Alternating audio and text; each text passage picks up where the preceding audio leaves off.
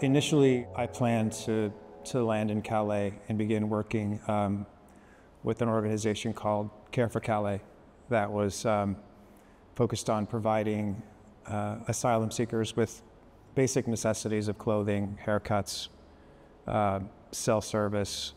They would provide a place for them to come and gather some services and feel some support from the community there. So I volunteered with that organization to have some understanding and sort of educate myself and have direct contact with asylum seekers. That led to beginning to have some interactions with asylum seekers, but immediately feeling like that rapport that I was having with them was transactional, that I was starting to see them as a subject and not as a human being.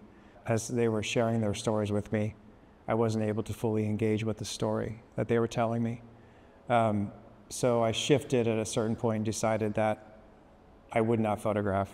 I would prefer to fully absorb their stories and the interactions that I was having with them in the hopes that I might be able to inhabit that, and then that would become the filter by which I would make photographs in Calais and also in southern France. I was looking for places in nature where there were signs of human presence, paths, residue, things left behind, the margins of cities, the margins of civilization. With the time that I spent in nature, that there might have been an anodyne to what they were enduring, that nature offered perhaps some solace or some affirmation or assurances perhaps in just the beauty of nature, the timeless beauty of nature. The only way I could sort of make sense of where I was to try to find a place, without realizing I was doing this, try to find a place that felt like home to me. And for me that became sycamore trees and the forests that very much felt like Ohio, where I grew up. And so to begin there and then to begin working my way out from there. But I think the thing that we seek as artists is we try to go to a place where we can make contact, where we can make a connection. George was involved from the very beginning, from the proposal of this project. I was in communication with him throughout my time when I was in Calais.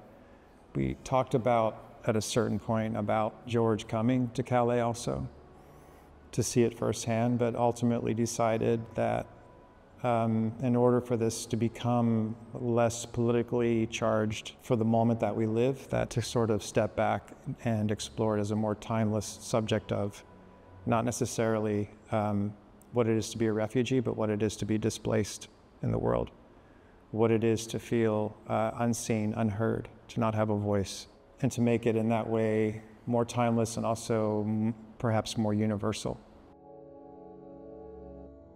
I guess I've always gravitated to black and white maybe for its timelessness and its reliance on form.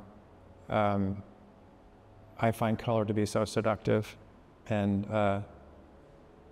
in certain ways easier to work with in that way. In this body of work, in the book and in the exhibition, it's meant to sort of, the color that I use is signifying by way of the temperature of the color, an emotion, an emotive response, hopefully.